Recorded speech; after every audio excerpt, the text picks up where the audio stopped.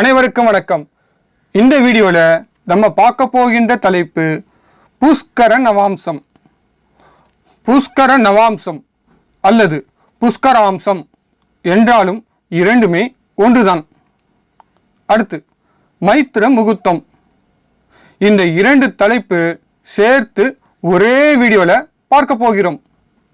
பார்ப்போமா? ஓகே.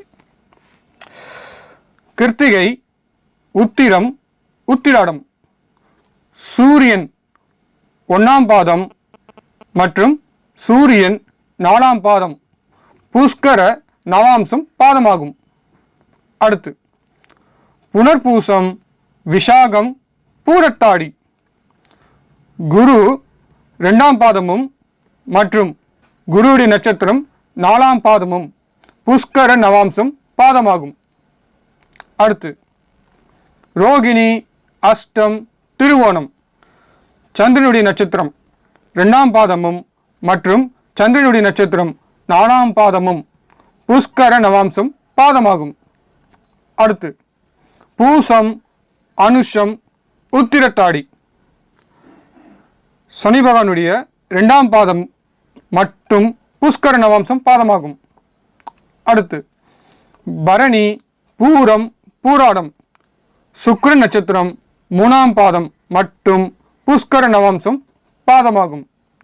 அடுத்து திருவாதிரை, சுவாதி, சதயம், ராகு நட்சத்திரம் 4ஆம் பாதம் மற்றும் புஷ்கர நவாம்சம் பாதமாகும். இப்போ புஷ்கர நவாம்சம் பற்றி ரொம்ப டீட்டெயிலாக பார்க்க போகிறோம். புஷ்கர நவாம்சம் நட்சத்திரம் மொத்தம் 18.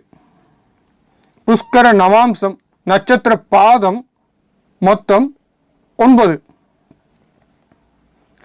கேது, செவ்வாய், புதன் இந்த மூவருடைய நட்சத்திர பாதத்தில் புஷ்கர நவாம்சம் வராது.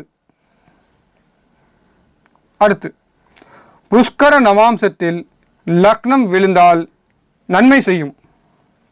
புஷ்கர நவாம்சத்தில் லக்ன சுபர் விழுந்தால் நன்மை செய்யும். நாம யோகத்தில் யோகி கிரகம் புஷ்கர நவாம்சத்தில் இருந்தால் நன்மை செய்யும். வர்க்கோத்தமம் அடைந்த கிரகம் புஷ்கர நவாம்சத்தில் இருந்தால் நன்மை செய்யும். புஷ்கர நவாம்சத்தில் அதிக கிரகங்கள் இருந்தால் மிகப்பெரிய யோகத்தை செய்யும். திக் பலம் பெற்ற கிரகம் புஷ்கர நவாம்சத்தில் இருந்தால் அதிக நன்மை செய்யும். வருமானத்தை குறிக்கும் திரிகோண அதிபதிகள், அதாவது 2, 6, 10 அதிபதிகள் புஷ்கர நவாம்சத்தில் இருந்தால் ஜாதகர் மிகப்பெரிய செல்வந்தர் ஆவார். அடுத்து குரு, சுக்கிரன், சனி இந்த மூவரும் தொடர்பு இருந்து இந்த மூவரும் புஷ்கர நவாம்சத்தில் இருந்தால் ஜாதகர் மிகப்பெரிய தொழிலதிபர் ஆவார். அடுத்து புஷ்கர நவாம்சத்தில் இருக்கும் கிரகம் எந்த வகையிலும் பாதிக்காமல் இருந்தால் மட்டும்தான் புஷ்கர நவாம்சம் வேலை செய்யும். ஒரு கிரகம் புஷ்கர நவாம்சம் தான் நன்மை செய்யணும்னு எடுத்துக்கூடாது. அந்த கிரகம் எந்த வகையிலும் பாதிப்பு கூடாது. இந்த மாந்தி தொடர்பு, திதிசூனியம், அப்புறம் வைநாசிகம், ராகு, கேது, முடக்கு இந்த மாதிரிலாம் சம்மந்தப்படக்கூடாது. சரிங்களா? நான் திரும்பவும் சொல்கிறேன், புஷ்கர நவாம்சத்தில் ஒரு கிரகம் இருந்தால் உடனே நன்மை செய்யும் என்று ஒரு முடிவுக்கு வரக்கூடாது. புஷ்கர நவாம்சத்தில் இருக்கும் கிரகம் எந்த வகையிலும் பாதிக்காமல் இருந்தால் மட்டும்தான் புஷ்கர நவாம்சம் வேலை செய்யும். வெற்றி மேல் வெற்றி கிடைக்கும். ஓகே. அடுத்து இயற்கை சுபர் வீட்டில் புஷ்கர நவாம்சத்தில் முகூர்த்தம் குறிப்பது ரொம்ப விசேஷம். சுப காரியங்கள் செய்வதற்கு புஷ்கர நவாம்சத்தில் கிரகம் இருந்தால் மிகவும் விசேஷம். புஷ்கர நவாம்சம் நட்சத்திர பாதத்தில் சேவிங்ஸ் அமௌண்ட் பேங்கில் டெபாசிட் செய்வது ரொம்ப நல்லது. பேங்க்கில் டெபாசிட் பண்ணுன்னா புஷ்கர நவாம்சம் பார்த்து அந்த டைமுக்குள்ளே பேங்க்கில் போய் டெபாசிட் பண்ணிவிடுங்க உங்களுடைய பணத்தை. அதை அப்படியே உங்கள் ஹாப்பியாக கொண்டு வாங்க. ப்ளஸ் குளிகை நேரையும் சேர்த்து பயன்படுத்துங்க. ஓகே. அடுத்து புஷ்கர நவாம்சம் நட்சத்திரம் பாதத்தில் சொத்து வாங்கினால் அந்த சொத்து உங்களிடம் நீண்ட வருடம் உங்களிடம் இருக்கும்.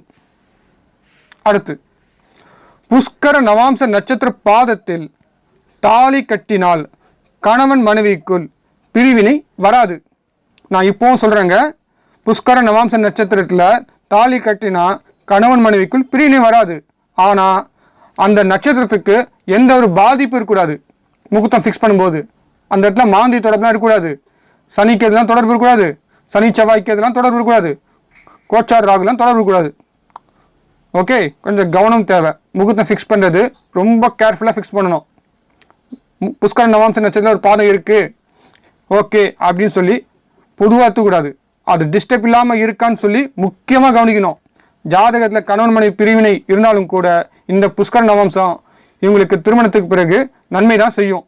ஸோ முகூர்த்தம் ஃபிக்ஸ் பண்ணும்போது ரொம்ப கேர்ஃபுல்லாக ஹேண்டில் பண்ணணும். அதுவும் தாலி கட்டு நேரத்தை அதை விட ரொம்ப கேர்ஃபுல்லாக ஹேண்டில் பண்ணணும். ஓகே, இதெல்லாம் புஷ்கர நவாம்சம் உங்களுக்கு ரொம்ப பயன்படும். சரி, அடுத்து புஷ்கர நவாம்சம் நட்சத்திரம் சாந்தி முகூர்த்தத்துக்கு ரொம்ப நல்லது. புஷ்கர நவாம்ச நட்சத்திரம் அனைத்து சுபகாரியத்துக்கும் நல்லது. புஷ்கர நவாம்சம் நட்சத்திரம் வீட்டில் பூஜை செய்வதும் நல்லது. புஷ்கர நவாம்ச நட்சத்திரம் பரிகாரம் செய்வதும் மிகவும் நல்லது. ஒரு கிரகம் பலமாக இருக்கிறதா இல்லையா என்று கண்டுபிடிக்க புஷ்கர நவாம்சம் நமக்கு மிகவும் உதவும். புஷ்கர நவாம்சம் பஞ்சாங்கத்தில் ஒரு பாடம். ஓகே, அடுத்த தலைப்பு மைத்திர முகூர்த்தம். இங்கே கேள்விப்பட்ட மாதிரி இருக்கு அப்படின்னு நினைக்கிறீங்களா? ஆமாங்க, நிறைய பேர் இது யூஸ் பண்ணதில்லை. ஸோ அதனால தான் நானே கொஞ்சம் லேட்டாக தான் சொன்னேன் உங்களுக்கு. இது வந்து சுப காரியத்துக்கும் யூஸ் பண்ணிக்கலாம். பட் ரொம்ப ரொம்ப முக்கியமாக வாங்கின கடன் தீர்க்க நான் முக்கியமாக பயன்படுத்த வேண்டியது 2 நாட்கள் உண்டு. இதில் ஒன்று கரிநாள். நான் ஏற்கனவே கரிநாள் சொல்லி ஒரு வீடியோ போட்டிருக்கேங்க, பார்க்கலன்னு அந்த வீடியோ பாருங்கள். ஸோ கரிநாள் ஃபஸ்ட்டு பெஸ்ட்டு. செகண்டு தான் மற்றொரு மைத்திர முகூர்த்த நாள். ஸோ கரிநாள் பயன்படுத்திக்கோங்க, மைத்திர முகூர்த்த நாள் பயன்படுத்திக்கோங்க. சரிங்களா? சரி, அதாவது மைத்திர முகூர்த்தத்தை எப்படி கண்டுபிடிக்கணும்? ரொம்ப சிம்பிளுங்க. மேஷ லக்னம் ப்ளஸ் மேஷ ராசி. அப்போது மேஷத்தில் லக்னம் இருக்கணும், மேஷத்தில் சந்திரன் இருக்கணும் என்று அர்த்தம். இவங்க 2 பேருமே கேது நட்சத்திரம் அஸ்வினி நட்சத்திரம் வரும் நாள்தான் மைத்திர முகூர்த்தம். இதில் செவ்வாய்க்கிழமை வந்தால் மிகவும் விசேஷம். அப்படி இல்லைன்னா செவ்வாய் பலமாக இருக்கணும். மைத்திர முகூர்த்தத்தை ஃபிக்ஸ் பண்ணிவிட்டு செவ்வாய் நீசமாக இருந்தால் பிரச்சனை இல்லை, அது மைத்திர முகூர்த்தம்னா ஆகாது. ஓகே, அதாவது மேஷ லக்னம் ப்ளஸ் மேஷ ராசி செவ்வாய் நட்சத்திரம் வரணும். அதே நேரத்தில் செவ்வாய் கோச்சாரத்தில் பலமாக இருக்கணும், ஆட்சி உச்சமாக இருக்கணும். செவ்வாய் பலவீனமாக இருந்ததுன்னா மைத்திர முகூர்த்தம் வேலை செய்யாதுங்க. இது நிறைய பேர் சொல்ல மாட்டாங்க, இதுதான் சூட்சமம். சரி, அடுத்து விருச்சிக லக்னம் ப்ளஸ் விருச்சிக ராசி. அதாவது விருச்சிக லக்னம் விழணும், விருச்சிகையில் சந்திரன் இருக்கணும். இப்போது கர்மகாரனுடைய நட்சத்திரம் வேணும், அங்கே அனுஷம் நட்சத்திரம் இருக்குது. ஸோ விருச்சிக லக்னம் ப்ளஸ் விருச்சிக ராசி அனுஷ நட்சத்திரம் வரும் நாள்தான் மைத்திர முகூர்த்தம். இதில் சனிக்கிழமை வந்தால் மிகவும் விசேஷம். நான் திரும்பவும் சொல்கிறேன், விருச்சிக லக்னம் விருச்சிக ராசி அனுஷ நட்சத்திரம். ஸோ அந்த அனுஷ நட்சத்திர அதிபதி யார்? சனி பகவான். அப்போது சனி பகவான் கோச்சாரத்தில் நல்ல நிலைமையில இருக்கணும். அவர் நீசலமாக அடையக்கூடாது, திரிசூன்யம் இருக்கக்கூடாது, பாபக்கத்திலையும் இருக்கக்கூடாது, மாந்தியுடனும் தொடர்பு கூடாது. அப்போ தான் அந்த மைத்திர முகூர்த்தம் வேலை செய்யும். எப்பவுமே நட்சத்திர அதிபதி ஒரு விஷயத்துக்காக நம்ம இறங்கணும்னா அந்த நட்சத்திர அதிபதி எந்த வகையிலும் பாதிப்பு இல்லாமல் இருக்கணும். இது ஜென்ரல் ரூல் தான், பட் நிறைய பேர் கவனிக்கிறது இல்லை. வெறும் மேஷ லக்னம் மேஷராசி அஸ்வினி நட்சத்திரம் அது மைத்திர முகூர்த்தம் அப்படி எடுத்துக்கூடாது. அது அந்த நட்சத்திர அதிபதியும் பாதிக்கூடாது, அந்த வீட்டின் அதிபதியும் பாதிக்காமல் இருந்தால் தான் அந்த நாளை நம்ம செலக்ட் பண்ணணும். ஓகே, மைத்திர முகூர்த்தம் பஞ்சாங்கத்தில் ஒரு பாடம். ரொம்ப யூஸ்ஃபுல்லாக இருக்குங்க இந்த சப்ஜெக்ட்டு, பயன்படுத்தி பாருங்கள். ஓகே, இந்த வீடியோ உங்களுக்கு ரொம்ப பயனுள்ளதாக இருக்கும் என்று நான் நம்புகிறேன். பஞ்சாங்கத்தில் ஒரு பாடம் என்ற தலைப்பில் நம்ம சேனல் பிளேலிஸ்டில் ஒரு ஃபோல்டர் உள்ளது. நீங்கள் பஞ்சாங்கத்தை ஹேண்டில் பண்ணணும் என்றால் இந்த ஃபோல்டர் உங்களுக்கு மிகவும் உதவும்.